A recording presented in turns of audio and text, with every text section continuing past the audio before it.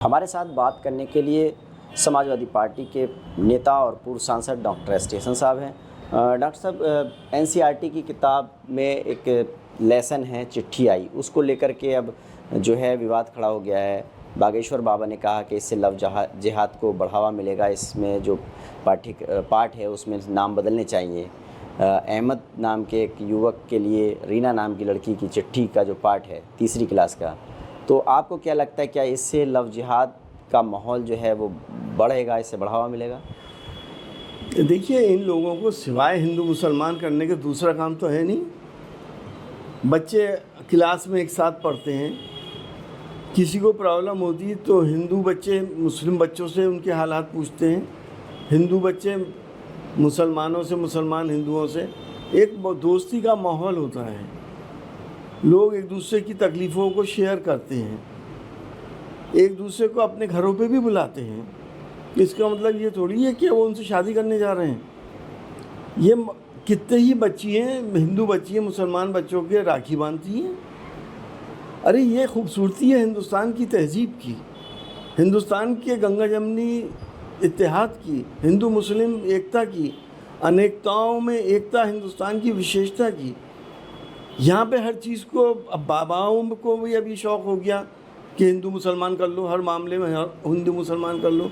बाबा लोग तो इंसानियत की बात करें, हिंदू मुसलमान की बात वो लोग क्यों करने लगे, सियासत की बातें वो लोग क्यों करने लगे? हम ये समझते हैं कि जब बाबा और बड़े बड़े धार्मिक लोग इस तरह की बातें करने लगें तो वो देश के लिए बहुत बड़ा ख़तरा पैदा हो जाएगा और देश के अंदर बिला वजह एक अनरेस्ट पैदा होगा। तो ये जो पाठ्यक्रम से उस पाठ को हटाने की या नाम बदलने की मांग की जा रही है, ये आपको लगता है कि गलत है? यकीनी तौर पे उस पाठ्यक्रम में ऐसा क्या कुछ गलत है? क्या वो हिंदू बच्ची है उस दूसरे अपने साथी से कह रही कि आके मेरे साथ निकाह कर लो या फेरे फेर लो? इनके दिमाग में ये सब गंदगी क्यों भरी हुई है? भाई बहन के रिश्ते भी होते हैं, दोस्त के रिश्ते भी होते हैं।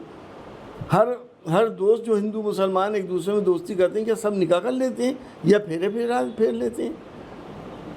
इन कामों के अलावा दूसरा काम ही नहीं है। हमें तो अब घिन सी आने लगी है लोगों की इस मेंटालिटी के ऊपर। अच्छा, बीजेपी के सांसद हैं निशिकांत दुबे, उन्होंने चिट्ठी लिखी है जगदम्बा पाल जी को, जो जॉइंट पार्लियामेंट्री कमेटी वक्फ अमेंडमेंट बिल के लिए बनी है, कि ये जो 1,25,00,000 जो चिट्ठी आई हैं वो अंतर्राष्ट्रीय इस्लामी संगठनों की साजिश हो सकती है। आपको क्या लगता है? देखिए, कुछ लोगों की बातों का, चाहे निशिकांत दुबे जी हो, गिरिराज सिंह जी हो, इनकी बातों का हम बुरा नहीं मानते। आदत सी पड़ गई है कि इन्हें तो इस किस्म की बातें करनी है, अपनी सियासत को चमकाने के लिए, हिंदू भाइयों को भड़काने के लिए। चिट्ठी अगर एक सी है तो उसमें ये कैसे इंटरनेशनल साबित हो गई? उन्हें तो इंटरनेशनल साजिश का शिकार तो वो बीजेपी और उनके नेता हो रहे हैं, क्योंकि इंटरनेशनल साजिश यही है कि हिंदुस्तान में रहने वालों को बांट दो और हिंदुस्तान को कमज़ोर कर दो ताकि सुपर पावर ना बन सके। वो इसका एक पार्ट बन गए हैं। उन्हें एहसास नहीं है कि वो हिंदुस्तान को कितना बड़ा नुकसान पहुंचा रहे हैं, हिंदुस्तान की प्यार मोहब्बत की तहजीबों को, सांप्रदायिक सौहार्द को ख़त्म करने के बाद। क्या इन चीज़ों के पीछे आपको लगता है कि कोई चुनावी कनेक्शन है, जैसे कश्मीर में, हरियाणा में चुनाव चल ही रहे हैं? जाहिर सी बात है, जब चुनाव आते हैं तो ये इस किस्म की बातें किया ही करते हैं कि इंटरनेशनल साजिश है, हिंदुओं पे ऊपर ख़तरा हो गया है, लव जिहाद हो रहे हैं। कभी कोई उल्टे सीधे जिहाद के नाम से भी लोग अब नए नए टर्म निकाल रहे हैं। तो इनका औचित्य क्या है, क्या सेंस है? पढ़ी लिखी सोसाइटी में और एक सब सोसाइटी में इन बातों की अब जगह नहीं है। अच्छा, फिल्म अभिनेत्री और बीजेपी की सांसद हैं कंगना रनावत, उन्होंने कहा कि जो 3 कृषि बिल सरकार ने रद्द कर दिए थे वो दोबारा आने चाहिए। देखिए, कंगना रनौत जी के लिए तो मैं इतना ही कहूँगा, क्योंकि मैं खुद डॉक्टर हूँ और आदमी की मेंटल स्टेट्स को समझता हूँ। उनको साइकेट्रिस्ट को दिखाना चाहिए। वो कभी आमिर खान और शाहरुख खान को भी नहीं पहचानती है, पूरी दुनिया उन्हें जानती है, हिंदुस्तान तो कम से कम जानता ही है।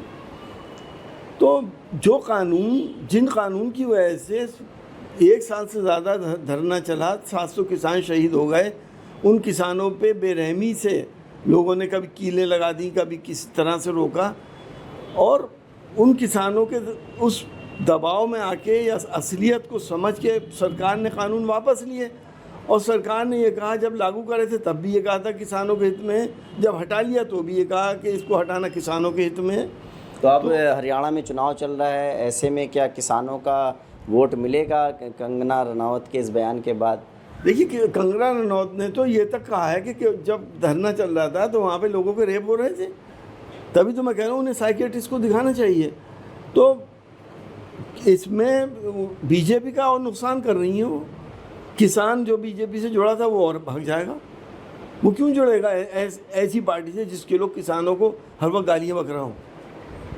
अच्छा, जो कुंदर की विधानसभा है मुरादाबाद की, उसमें आपकी पार्टी के नेताओं ने, समाजवादी पार्टी के नेताओं ने, अखिलेश जी ने भी ट्वीट किया है कि मुसलमानों के वोट काट दिए गए हैं उपचुनाव से पहले, ये हार की हताशा है। आपको क्या लगता है, क्या वाकई वोट काटे गए हैं?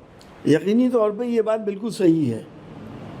जब 2024 के चुनाव से पहले भी यही हुआ था और मैंने उसका प्रूफ दिया था उस वक्त के डीएम साहब को कि मुस्लिम वोटर्स को काट दिया गया और जो नए मुस्लिम वोटर बनना चाहते थे फार्म से रिजेक्ट हो गया बिला वजह में। और उसकी वजह ये लिखी थी कि इनका फ़ोटो सही नहीं है या फ़ोटो का टेढ़ा लगा हुआ है, ये ऐसी बेवकूफ़ी की उसमें रीज़न लिखे थे। डीएम साहब ने उस वक्त के सीरियस लिया इस काम को, इंक्वायरी कराई और तकरीबन 5000 वोट जो इन लोगों ने काटे थे वो दोबारा इंस्टेट हुए। देखिए, समाजवादी पार्टी के नेता का साफ तौर पर कहना है कि जो मासूम बच्चे स्कूलों में पढ़ते हैं उनके दिमाग में इस तरह की बातें नहीं होती हैं और बाबा लोगों को इस तरह के बयानों से बाज आने चाहिए। इस तरह के बयान, लव जिहाद वाली बातें करना, ये बिल्कुल समाज के और देश के हित में नहीं है। Ubaidur Rahman, ABP news network, Moradabad. For exclusive and insightful videos, subscribe to our new channel ABP Live Premium.